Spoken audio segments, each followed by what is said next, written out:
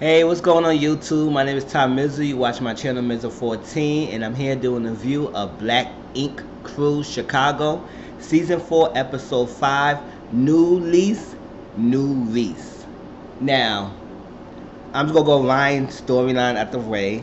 So Ryan is working on his new shop, Non-Mag, and I guess he's trying to get ideas for how he could reconstruct the whole building, that whole spot to make it non-mag material, make it a tattoo shop worthy. So he had his mother and Rachel there giving them ideas. They would say it's gonna be a nice little area with champagne and stuff.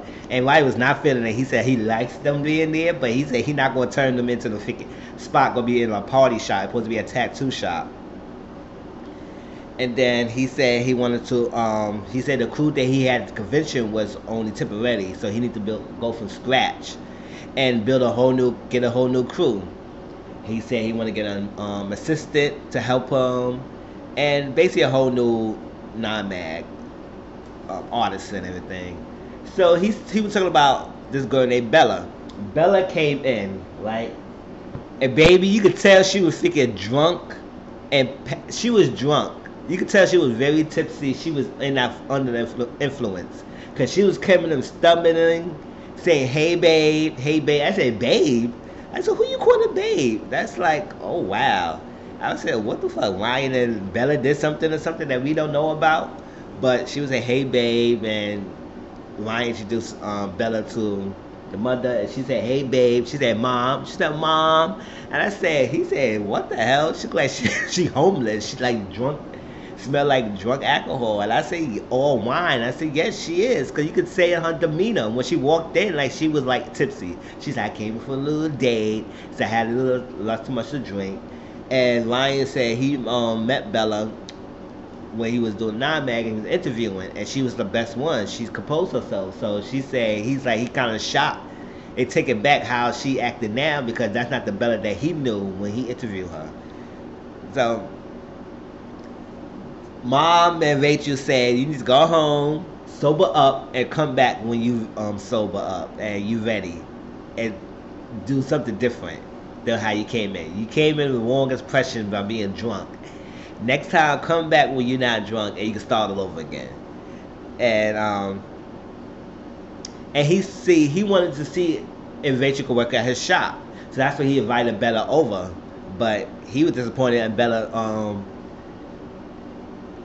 antics too when she came in drunk like that. I said, you rather not show up and call Ryan and say, "I'm a little tipsy, can I meet you another day when I'm sober up?"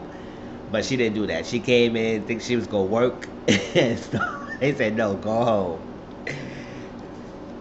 Then Ryan and Rachel talk, and Rachel gave him some lunch. He said he was cold as hell, gave him some cold ass fries. I don't know how long she had the freaking food, and you could at least warm it up before you gave it to him, but you bought it and then you hold on to it, and now the fries was bad cold. Cold fries is the worst. But Rachel said, "How you talking to Bella?" And she said, "Nah." He said, "You know what? I think she gave her a second chance." And I was like, "Oh, okay." I mean, granted, yeah, she came in drunk. Everybody got their little down moments. But if you say she was good before, I think she would be great now. So she came in. She came in all different, sobered up, and apologized. She sincerely apologized that she said she was sorry for coming in like that. That's not who she is. She said she works hard. She could do well in the shop, and just give her a second chance. She apologized. She gave him a gift, like a Buddha monk statue, which gave peace, wealth, and prosperity. And he said, you know what? He gave her a second chance. He said what you did was unacceptable, but I feel that you have potential, that you can work here, and I really sincere your apology and feel your apology. And as long as we set boundaries and rules, how we gonna go, that you gonna abide by, that we be good. And Ryan, when the confessional said he had chances that he wished that people gave him a second chance that he never got. So when he has that, when he seen Bella, he said he would have gave her that opportunity, because she could be great. So I guess she gonna become his assistant or something like that to work in the shop. Then Ryan met with Junior and his girl, and Rachel was with her too. So it looked like it was gonna be a double date, but he said he didn't come there for a double date. He came in with an agenda. So we were playing pool, and then you talk, and then Ryan told Junior that he opened up a new shop. So Junior said, "Oh, you opened up a new shop. I'm proud of you. Congratulations." He said, "Thank you." So Ryan asked Junior that he wants Junior to join his shop and be his manager. And you can tell Junior was taken aback. He said, "Oh no, I don't think that he was giving me." And I think he was appreciative of getting that offer, but at the same time, I think he's hesitant because he know how he left. Because Junior was the only one who left now mad because he was so much drama. It was fights. It was crazy, and he left that and he went to another shop, and he doing a good job at that shop. It was no problem, no issues. So for him to go back to it, that's what he hesitant about. But he said he didn't give him a definite yes. And then he didn't give him a definite no either. He said, "Can I sit on it? Can I talk about it? Can I listen, think about it, get home, rest on it, sleep on it, and I give you an answer another time?" And Ryan looked like he was a little offended about that. He said, "You think I'm gonna put you in a drama situation? You think I'm gonna put you that stuff in again?" Because Junior said before he make the decision, he want to be a drama free, and he don't want no issues. So if he would accept this position and it's gonna be the same issues that he had before, then he would make a big mistake. So he didn't want that happening. So Ryan understand. He said, "Just get back on me when you can." And I guess Junior will let Ryan know what his decision is. But when you get that big decision that day, you don't accept right away. You need to think things over. What's the pros or cons of accepting the position before you say okay. So that was that. That was done with Ryan. And hopefully next week we see more about his progress with the shop and who else is hiring and what's going on. If Junior decides to work with him or not, we see more in the season. So the episode started where the crew were playing charades. I don't know where they come from. They didn't know how to play charades. They all had different rules about playing it until I guess they finally realized how to play the game. And they were playing charades, and doing this and that. They having a good time. They was partying and enjoying themselves. And then Van came in. Van came in late. And he asked, he said, "What y'all doing?" They said, "We're playing charades." So he had his little own charades thing to play himself. And he did little things, talk about a key, the shop, tattoo, and he pulled out a key. And he said, "This is our shop. We got our shop back." And they all was happy and hype. And he stated that he talked to the managers and he reassured them that, because they didn't rent to that spot again. They didn't rent to that spot yet. So he said he reassured them that they will work fix up the spot and they won't damage it like Ryan did. And they gave them lease and got the key back to the own same spot that they had. And this time he said, last time he said Ryan took control and became the boss. And they didn't like that. That's how everything fall in the cracks and it fell through, and the business was failing because they had some resentment. They had some issues, underlying resentment for Ryan for taking over and being a boss, and destroyed their little family bonding, and everybody owned the business and they worked together to build the shop together. Work the shop to build up. So they didn't like that. So they decided that Lily, Charmaine, Dawn, Ford, and Van will be the owners together, and everything that needs to be done in the shop, they will work on that, and they make decisions together as a group. Now here's my thing with this. This will work if everyone in the owners in the group are mature and able to come together to handle decisions at the shop.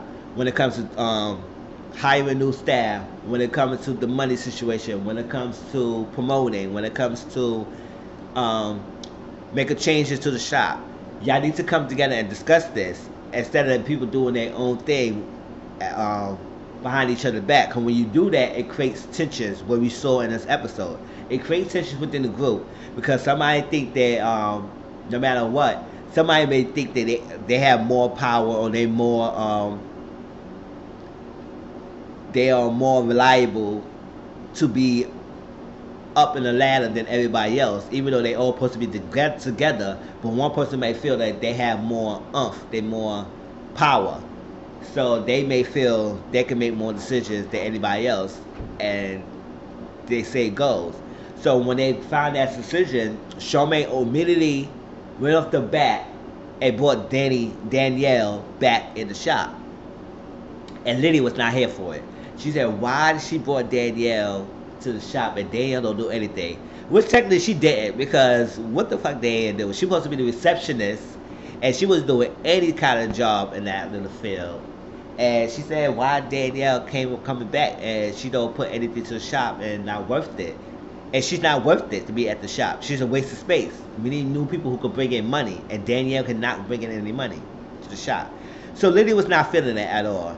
And as I said, too much of being as a group effort, because once you find a decision, Charmaine already said, "Oh, Danielle coming back," and she didn't even consult for for Don, Van, and Liddy about it. She just said, "Oh, Danielle coming back." So nobody said anything about that.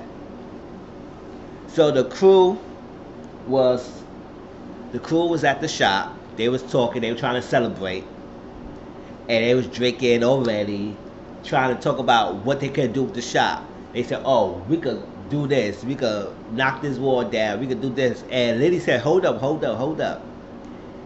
Now it's not the time to do all that, because we don't even have the money to fix the shop. So right now, our first priority is getting money into the shop, and then y'all work on building some different things or putting new things and taking things down. Right now, y'all all could do is paint and something like that. But to do all this action and stuff was crazy." And Danielle was putting her 2 cents in it, and I said, "Danielle, you was born in as an employee, so you not really have much to say. It's supposed to be those 5, Liddy, Charmaine, Dawn, 4, and Van to make the decision on what to do." And obviously, Charmaine is like, to me, it feels like Charmaine think like she's the boss, like she's taking over, like she making decisions. Like what she said, she was doing the most talking. Nobody else was saying much. Van was not saying much. 4 was not saying anything. Dawn was not saying anything. It was only back and forth between Liddy and Charmaine. And Charmaine feel like, because she's been there so long, she feel like she has the right to make decisions and do this and what's going in the shop. And I said, that's right there is the problem. Because like I stated before in this video, that somebody always gonna think they above everybody else in the group, to think that they could be the boss, even though it's supposed to be collective management or one together. But that's not what's going down. Somehow somebody feels like they are above the rest and everybody's here. And Charmaine, I get the feeling that Charmaine thinks that she's gonna be the next lion, and I feel that. And let's see. So Danielle and Liddy started arguing back and forth. They started arguing and saying, "Why you here? And you don't need to put why you put insert your decision in the thing. It's not about you. You don't have any rights." And Danielle feel like she has. And Charmaine said, "I'm here. You don't know nothing. You just got in the shop." And all this time, they're making her feel They're making Liddy feel that since she just started in the shop, she don't have much to say. She's new. So she don't have the power to say much in the shop. Which technically she does, because she's 1/5 of the owners of this new shop, of this new renting of this new lease. So she has the right there, no matter if she was there or not. Whatever's happened before is done before, but this is now.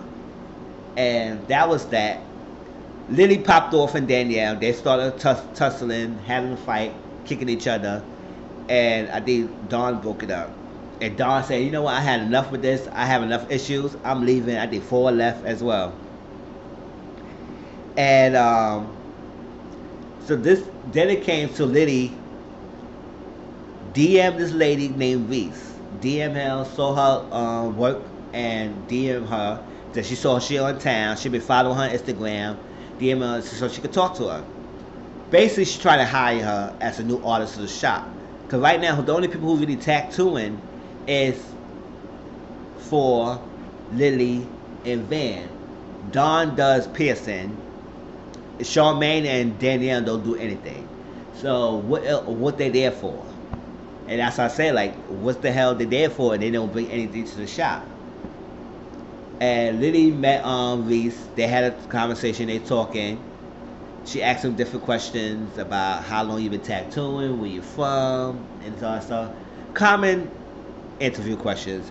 And then she started going over with non-traditional stuff. I said, lady, where are you coming from? I'm like, why are you trying to fuck this girl? I mean, asking her, does she have a boyfriend? Does she have a girlfriend? What's the craziest place you have sex at? Did you date girls? I was like, what the hell? I said, lady, that was non-traditional questions. Unorthodox, kind of weird ass interview. And we said, is this part of the interview process? Whatever. I guess it's for show purposes. Later on, Reese came to the shop because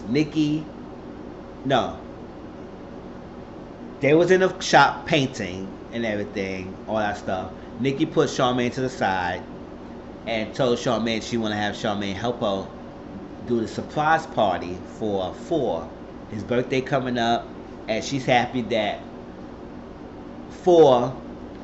put the LA deal on hold to stay to help build the shop up, and for her, and which I think that was a dumb, stupid idea for him to do that. But oh well, that's his decision. I feel like he should have done that and not worry about the shop. If they got the new shop, you can do what you had to do, but I don't think you should put the shop more important than your music career, because you don't have many chances for if you go and make this happen. But oh well, that was his decision. So she want to do something for him. I think she said it was a 90s party, whatever, or a Nike theme, whatever it was the theme for, but it was the party for and Four and Nikki had a little sit down, and Nikki says, your birthday coming up, I'm gonna do something special for you. So she said it was gonna be a one-on-one thing, but not knowing that she didn't want to tell him that she having a surprise for him. But she just said, oh, what you want? And he said, oh, I want different females, bunch of stuff. And she said she would put on different wigs and different that. Nikki was being fun. And then that's when they met at the shop, and then she asked Charmaine for help and doing this party. Here's walks in Reese. Reese came in, and they would say, who this lady? She gave me the hugs and stuff. And Lily said, oh, this is Reese. This is a new artist that I hired. They all was like, oh. And then, Charmaine right off the bat was not feeling that. And Danielle was looking at it too. I would say, leave it with Charmaine. Nobody else was that pissed off or upset that Lily brought somebody in but Charmaine. Like I said, Charmaine thinks she's going to be the next boss. And they was talking back and forth. Reese introduced themselves. They were asking Reese questions. She was answering them. What I got from Reese she said she was an accountant. She had a good paying job. She grew up in a conservative household, so it was very strict. And she said she wanted to tattoo, so she just left the corporate world, the accounting world, and she just went to tattoo. She was a struggle, but she made it through it. She said she'd been tattooing for 5 years. I think she said she was from LA to West Coast. I said, oh, okay, that's good. And she already had a client. That first day she walks in, she had a client. And she tattooed this client, a dream catcher. It was a nice little okay tattoo. It was very simple, straightforward, but it was nice. And then we get to this party. Four's party. Four came in, Nikki was surprised with Four, and he was stunned that he had a surprise party, but he was happy that, nevertheless. Reese was there. Four would try to get a threesome with Nikki and Reese, because he said Reese is good looking, and they was playing. Nikki was playing on, said she wanted to see her titties, and Four trying to touch, and Nikki said stop touching, and they had little words back and forth. Nikki said let me steal it, and then we could work on it, but gosh, so like that. And then all of a sudden Reese started kissing the bartender, and Four said his dream on threesome is crushed. And I was like, wow. Because then he said, she said, oh, well, I don't mess with girls and stuff like that. But if the universe came alignment, then it happens, it happens. Well, I said technically that's cold word. Yeah, she does mess with females. She don't have a girlfriend, but she probably will mess with females. And so right there, she was kissing the bartender, tonguing her down on the freaking bar. I said, damn, Reese. She was probably a little too loose and drinking. And tipsy, basically. She was letting loose. Paloma, which is Liddy's cousin, was talking to Charmaine and said, you need to do back like Liddy. You was coming off strong and this and that, and you gotta respect her. And Charmaine was just talking to Paloma and said, that's not, Paloma said, that's not what it was. We try to respect each other. It went off left. We got off the wrong start. And Liddy overheard what's going on, and she stepped to Charmaine. Liddy and Charmaine going back and forth, arguing back and forth about this stuff, and Liddy say, Danielle, you is not worth it. Y'all not worth nothing for the shop. Charmaine feel what you need, and then all of a sudden Liddy just popped off Charmaine, and they started tussling and fighting. I said, damn, Liddy, you popped off Danielle, you popped off Charmaine. I think you don't really have much words. You just start popping off. And they're going at it. And Charmaine, after they broke up, Charmaine said, you fired, bitch. You fired. Get out of here. You doing way too much. You fired. I said, first of all, it's not the decision to fire you, It's you 1/5 of the owners. So if y'all have a problem with Liddy, y'all want to Liddy go off.